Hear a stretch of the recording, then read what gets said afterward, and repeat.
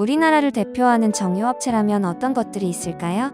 대충 나열해봐도 SK엔크린, 현대오일뱅크, GS칼텍스를 말할 수 있겠는데요. 오늘 살펴볼 S오일도 빼놓을 수 없는 국내 증시에 상장된 정유주라고 하겠습니다.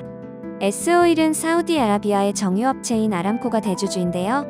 현재 기준 시가총액은 약 8조 7,251억 원으로 코스피 40위권에 랭크된 대형주라고도 볼 수 있습니다.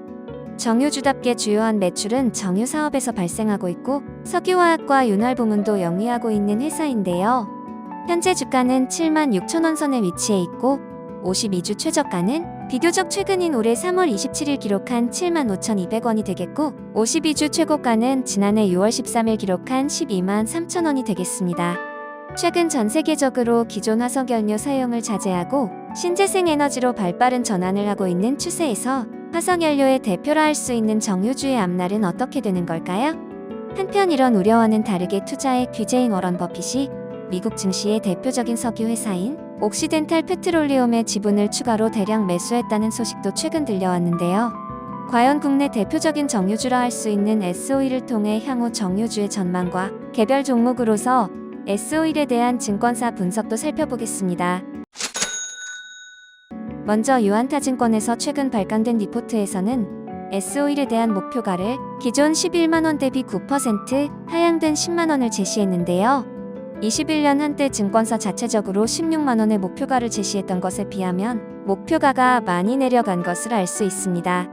S오일의 1분기 예상 실적은 매출액 8.8조 원의 영업이익 5,273억 원, 순이익은 3,188억 원이 전망되는데요. 영업이익의 규모는 재고손실 영향이 컸던 전분기 1,604억 원 대비 흑자로 돌아서지만 전년 1.3조 원에 비해 60% 낮은 수치입니다. 이러한 실적의 바탕에는 정유와 윤활유는 강세를 보였지만 석화 부문이 부진했기 때문인데요. 이에 따라 1분기 원유 재고 관련 손실 규모가 1,100억 원으로 추정됩니다. 이런 가운데 증권사에서는 2분기 정유업 황도 더욱 나빠지고 있다고 봤는데요. S오일의 복합 정제 마진이 22년 5달러에서 23년 2분기 0.9달러로 떨어질 것으로 전망했고 그 이유로는 글로벌 증설 부담이 커졌기 때문으로 봤습니다. 증권사에서는 이 3분기 정유 업황 하락과 실적 모멘텀 악화를 고려해 S오일의 목표 주가를 하향한다는 의견인데요. 하지만 24년 글로벌 정유 설비 증설 둔화로 다시 정제 마진 회복이 예상된다는 점은 긍정적으로 바라봤습니다. S오일과 같은 석유 기업의 주가는 결국 유가가 좌우한다고 봐야 하는데요. 유가 가격이 급등해야 단기 이익에서 유리하고 결국 주가 상승에도 영향을 미친다는 겁니다. 일단 국제유가 전문가들은 최근 국제유가 전망에 있어서 다소 엇갈린 의견을 보이는데요. 먼저 국제유가가 배럴당 70에서 90달러의 박스권 안에서 움직일 것으로 보는 입장에서는 미국이 전략 비축유가 2분기에 추가 방출될 것과 글로벌 경기 위축 국면에 있기에 유가가 추세적으로 상승할 가능성은 낮다고 보는 측면이 있습니다. 반면 국제유가가 다시 100달러를 넘어설 것으로 보는 전문가 입장도 있는데요.